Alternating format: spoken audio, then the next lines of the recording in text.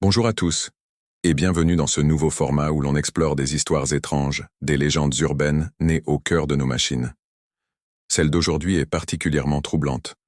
Elle m'a été envoyée par un monteur vidéo qui souhaite rester anonyme, et je dois avouer qu'elle m'a donné des frissons.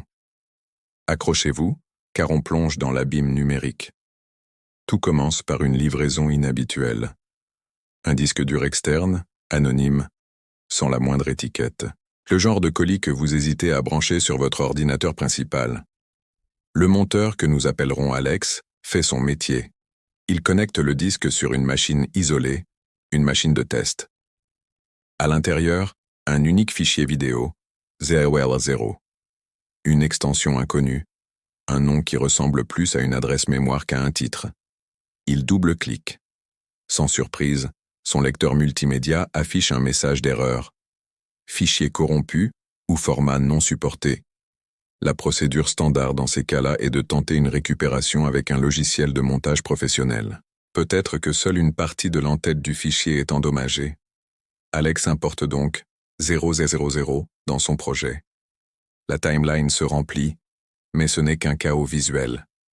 Des blocs de pixels verts et violets, des artefacts, du data moshing pur. La piste audio, elle, est un mur de bruit blanc, un grésillement numérique agressif. Pourtant, la durée est là. 2h45. Ça semble bien long pour un fichier corrompu. Le client qui a envoyé ce disque dur est injoignable. Le numéro de téléphone ne répond plus, l'adresse email renvoie un message d'échec. Alex se retrouve seul avec cette énigme numérique. Par curiosité professionnelle, il décide de fouiller. Il commence à naviguer dans le fichier, sautant de minute en minute. Rien. Toujours ce chaos visuel et sonore. Il décide alors d'essayer de placer un point d'entrée à un endroit précis, au hasard, 2h37 et 0 secondes. Il tape le timecode. Et c'est là que tout bascule. À l'instant même où il valide, le moniteur de prévisualisation change. L'image n'est plus un amas de pixels glitchés. C'est une image stable, nette. Alex sent son cœur s'arrêter. L'image, c'est son studio de montage. Le sien, en direct.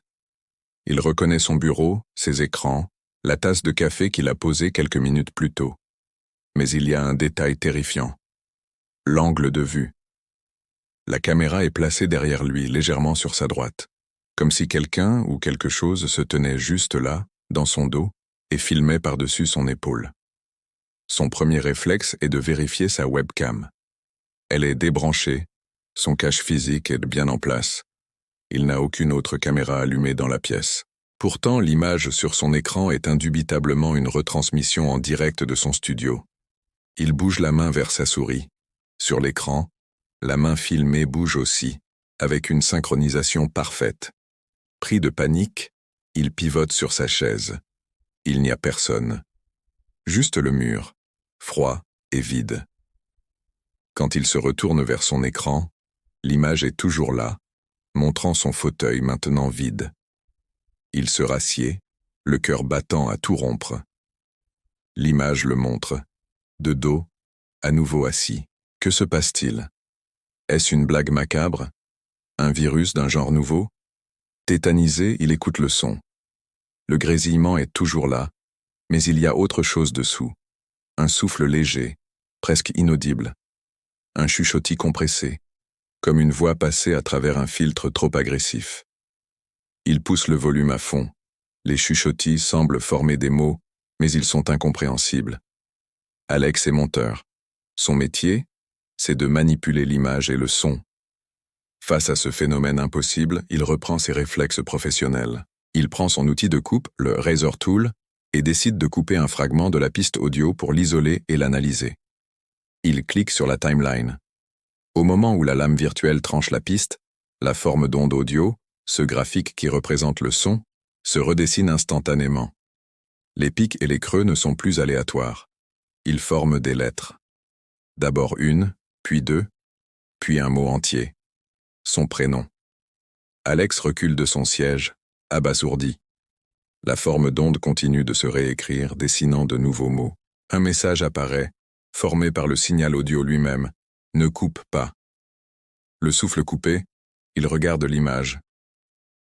Lui, filmé de dos, est parfaitement immobile. C'est comme si le fichier lui-même refusait d'être édité. Ignorant l'avertissement, poussé par un mélange de peur et de défi, il décide d'essayer autre chose. Il sélectionne le clip audio et applique une fonction simple. L'inversion. Il lance la lecture. Du bruit blanc sortent maintenant des mots, lents, étouffés, mais distincts. Une voix métallique et déformée murmure. Je, tant. La panique s'installe pour de bon. Cette chose, ce fichier, non seulement le voit, mais il l'entend. C'est une entité consciente, piégée dans son logiciel de montage. Alex observe le vumètre, l'indicateur de volume. Il prend une inspiration, et avant même que l'air n'entre dans ses poumons, le vumètre grimpe. Il retient son souffle, le vumètre redescend à 0. Le fichier n'anticipe pas seulement ses mouvements, il anticipe ses fonctions vitales. Il tente une autre interaction. Sur un bout de papier, il écrit une note, cadrée plus serrée. Il la place devant lui. Sur le moniteur de prévisualisation, l'angle de la caméra virtuelle se resserre. Lentement. Le cadre se concentre sur son dos, puis sur sa nuque. La sensation d'une présence derrière lui devient insoutenable. C'est alors qu'il remarque un détail sur l'image à l'écran. Une petite lumière rouge clignote dans le coin. La diode est REC. Enregistrement en cours. Alex décide que ça suffit. Il doit supprimer ce fichier. Il sélectionne le clip sur la timeline et appuie sur la touche Super. Rien. La commande ne répond pas. Le curseur de la souris se fige au milieu de l'écran. Puis, sans qu'il ne touche à rien, une fenêtre s'ouvre. La fenêtre d'exportation. Le nom du fichier de sortie est déjà rempli. 0bio01. Le format est réglé sur MP4. La barre de progression démarre. 1%, 12%, 37%, 66%. La progression est anormalement rapide. Le ventilateur de son ordinateur s'emballe. Le bruit devient assourdissant. À 99%, l'exportation s'arrête. L'écran de prévisualisation affiche un dernier plan. Le fauteuil de bureau d'Alex, mais vide. Il est pourtant assis dessus. Il se sent comme un fantôme dans sa propre pièce. Il regarde autour de lui, puis à nouveau l'écran. Dans le reflet de l'interface du logiciel, sur la surface sombre des panneaux, il distingue une silhouette. Assise dans le fauteuil. Une silhouette qui a sa forme, ses vêtements. C'est lui, mais sans lui. Puis un message apparaît en surimpression sur l'image. Je monte aussi. L'exportation se termine. Un pop numérique retentit, puis un silence total. L'ordinateur redevient silencieux. Le fichier 0A00 a disparu de la timeline. Le logiciel de montage est revenu à son état initial, comme si rien ne s'était passé. Alex, tremblant, éteint tout et quitte son studio pour la nuit, essayant de se convaincre qu'il a été victime d'un bug complexe ou d'une hallucination due à la fatigue. Le lendemain matin, la peur est toujours là. Il retourne dans son studio avec appréhension. Sur son bureau, un nouveau fichier, 0GKNGANG, Alex, MP4. L'entité a même ajouté son prénom.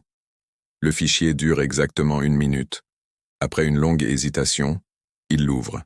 L'image montre son propre dos assis à son bureau immobile. La même vue que la veille. Il attend. Le souffle court. Puis, une voix sort des haut-parleurs.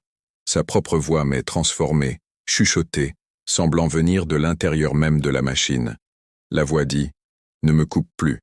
Maintenant, c'est à mon tour de monter. » Alex a formaté le disque dur, désinstallé le logiciel et n'a plus jamais rallumé cet ordinateur. Il dit qu'il a parfois l'impression, quand il travaille sur ses autres machines, de voir des formes d'ondes étranges dans ses pistes audio ou de sentir un regard sur sa nuque. Il ne saura jamais ce qu'était le fichier 0KOX0, ni ce que contenait le reste de l'enregistrement original. Mais une chose est sûre, la prochaine fois que vous tomberez sur un fichier corrompu, demandez-vous s'il n'est pas simplement en train de vous écouter. Merci d'avoir écouté cette histoire. Si elle vous a plu, n'hésitez pas à laisser un pouce bleu, un commentaire pour me dire ce que vous en avez pensé, et surtout à vous abonner pour ne pas manquer les prochaines explorations dans les recoins sombres du numérique. Prenez soin de vous et à très bientôt.